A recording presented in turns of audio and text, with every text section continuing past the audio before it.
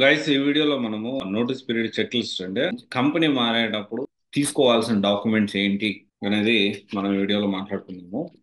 And at the same time మనము ఒకవేళ experience documents అంటే ఒక కంపెనీ నుంచి ఎక్స్పీరియన్స్ డాక్యుమెంట్స్ తీసుకునేటప్పుడు మాక్సిమం ఎన్ని రకాలుగా డాక్యుమెంట్స్ అడుగుతారు అంటే చాలా మంది కన్ఫ్యూజన్ ఉంటుంది. నేను ఏ డాక్యుమెంట్స్ అడగాలి, నేను కొత్తగా జాయిన్ అయ్యే కంపెనీలో వాళ్ళు ఏ డాక్యుమెంట్స్ అడుగుతారు, సో నేను ఎలా ప్లాన్ చేసుకోవాలి, ఏం ఆలోచించాలి, ఇలా రకరకాల ఆలోచనలు ఉంటాయి. వాటి అన్నిటికీ ఫుల్ స్టాప్ ఈ వీడియోలో ఎండ్ టు ఎండ్ ఒక కంపెనీలో జాయిన్ అయ్యేటప్పుడు ఎలాంటి ఎక్స్పీరియన్స్ గురించి అడుగుతారు అనేది ఈ వీడియోలో మనం డిస్కస్ చేసుకుందాము. అండ్ దానికంటే ముందు కొంతమంది అడుగుతా ఉన్నారు, సో మనకి బీజీవీ అంటే 2 years వర్క్ చేసిన తర్వాత మనం తీసేస్తున్నారని తెలిస్తే, ఇప్పుడున్న సిచ్యువేషన్ లో బెంచ్ లో ఉంటే బెంచ్ మూవ్ చేస్తున్నారని తెలిస్తే నేను అదే కంపెనీలో ఉండడం కరెక్టా, లేకపోతే కంపెనీ మారాలని చెప్పి అడుగుతా ఉన్నారు. 100% there is no doubt about that. ఒకవేళ అలాంటి సిచ్యువేషన్ ఉంటే ఇమీడియట్ గా కంపెనీ మారండి. సో ఎందుకంటే బెంచ్ లో ఉంటే మళ్ళీ ప్రాజెక్ట్ వచ్చి అసైన్ అయ్యి అప్పటి వరకు 1-2 months కూడా కంపెనీస్ ఒక ఎంప్లాయీని బెంచ్ లో కూర్చోబెట్టి అతన్ని భరించడానికి, అతనికి శాలరీ ఇవ్వడానికి మోస్ట్ ప్రాబబ్లీ ఇష్టపడట్లేదు ఇప్పుడున్న సిచ్యువేషన్ లో. అది ఖచ్చితంగా మనందరూ తెలుసుకోవాల్సిన విషయం. అండ్ కంపెనీ మారేటప్పుడు లేకపోతే ఒక కంపెనీ నుంచి ఎక్స్పీరియన్స్ డాక్యుమెంట్స్ ఎలా అంటే ఏమేమి తీసుకోవాలి అనేది మనం మాట్లాడుకుంటే, ఫస్ట్ రిలీవింగ్ లెటర్ అనేది మనం ఖచ్చితంగా తీసుకోవాలి. Original offer letter, relieving letter అనేది మనం ఎలాగో తీసుకుంటాం, ఒరిజినల్ ఆఫర్ లెటర్ కూడా మనం ఖచ్చితంగా తీసుకోవాలి. And last 3 to 6 months pay slips అనేది కంపల్సరీ ఉన్నాయా లేవా అనేది క్రాస్ వెరిఫై చేసుకోవాలి. మినిమం 6 months పే స్లిప్స్ తీసుకుంటే చాలా బెటర్. అండ్ దెన్ తర్వాత వచ్చేసి ఎక్స్పీరియన్స్ లెటర్ అనేది, relieving letter is different, experience letter is different. Compulsory experience letter కూడా మనం తీసుకోవాలి. అండ్ తర్వాత వచ్చేసి Form 16 part A and part B అనేది కూడా మనం ఖచ్చితంగా తీసుకోవాలి. ఇది కొన్ని కంపెనీస్లో అడుగుతూ ఉంటారు, కొన్ని కంపెనీస్లో అడగకపోవచ్చు.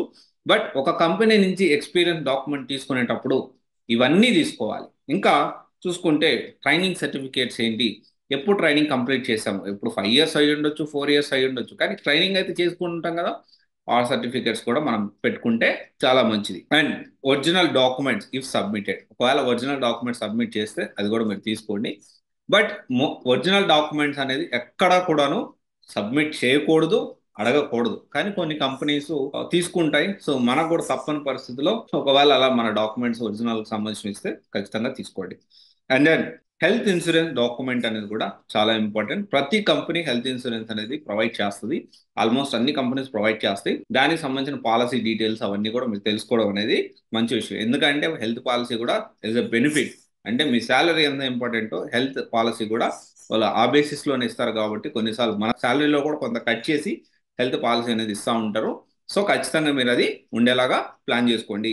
అండ్ దాని తర్వాత వచ్చేసి ఇంకా ఎన్ని లీవ్స్ బ్యాలెన్స్ ఉన్నాయి దాని గురించి కూడా కన్ఫర్మేషన్ తీసుకోండి. అండ్ నాన్ డిస్క్లోజర్ అగ్రిమెంట్ ఏమన్నా ఉన్నాయా, ఒకవేళ ఉంటే మళ్ళీ నేను జాయిన్ అయ్యే కంపెనీలో డిస్క్లోజ్ చేయడానికి లేదు, అవి కూడా ఖచ్చితంగా మనం తెలుసుకోవాలి. And then confidentiality agreements and company handbook or policies.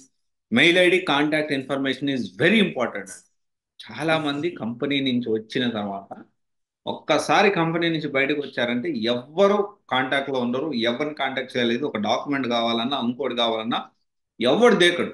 So ఎవరు పాయింట్ ఆఫ్ కాంటాక్ట్, హెచ్ఆర్ ఎవరు, హెచ్ఆర్ మేనేజర్ ఎవరు, వాళ్ళ డీటెయిల్స్ ఏంటి, కాంటాక్ట్ ఇన్ఫర్మేషన్ ఏంటి, ఒకవేళ పిక్ చేయకపోతే నేను ఎక్కడ ఎలా వాళ్ళని మీట్ అవ్వచ్చు, ఇవన్నీ కూడా ఖచ్చితంగా తెలుసుకోవాలి. This is your right. Okay, మీరు ఒక సంవత్సరం ఆ కంపెనీలో పనిచేశారంటే మీకు మినిమం రెస్పాన్స్ ఇవ్వాల్సిన అవసరం కంపెనీకి ఎంతైనా ఉంది.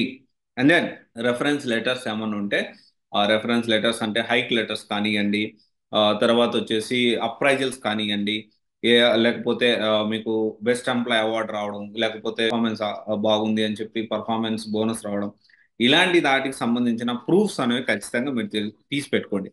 ఎందుకంటే వన్స్ కంపెనీ నుంచి బయటకు వచ్చారంటే మెయిల్ ఐడి, కంపెనీ మెయిల్ ఐడిలో ఉన్న డీటెయిల్స్ అన్నీ కూడా కంపెనీ మనకి యాక్సెస్ తీసేస్తుంది. సో ఇవన్నీ కూడా మనం ముందే అన్ని జాగ్రత్త చేసి పెట్టుకోవాలి. అండ్ దాని తర్వాత వర్క్ శాంపిల్స్ కూడా చాలా ఇంపార్టెంట్. నువ్వేం చేసావురా, ఎక్కడ చేసావురా అంటే కొన్ని శాంపిల్స్, ఈ విధంగా చేశాను, ఇలా చేశానని నీకు యూజ్ఫుల్ ఉంటుంది. అట్ ద సేమ్ టైం ఒకవేళ ఫర్దర్గా కంపెనీలు కానీ ఇంకా ఇంటర్వ్యూలు అడిగినప్పుడు ఏం వర్క్ చేసావు ఆ కంపెనీలు అంటే ఈ కొన్ని శాంపిల్స్ నేను చేశాను అన్నట్టు చూపించుకోవడానికి కూడా మనకి యూస్ఫుల్ ఉంటుంది. సో ఒక కంపెనీ నుంచి ఎక్స్పీరియన్స్ డాక్యుమెంట్ తీసుకునేటప్పుడు ఇవన్నీ తీసుకోవాలి. తీసుకుంటే మీరు ఏ కంపెనీకి వెళ్ళినా ఎక్కడికి వెళ్ళినా ఎలాంటి ఇబ్బంది ఉండదు. అండ్ చాలా ఇంపార్టెంట్ ఇది, ప్లాన్ చేసుకోండి.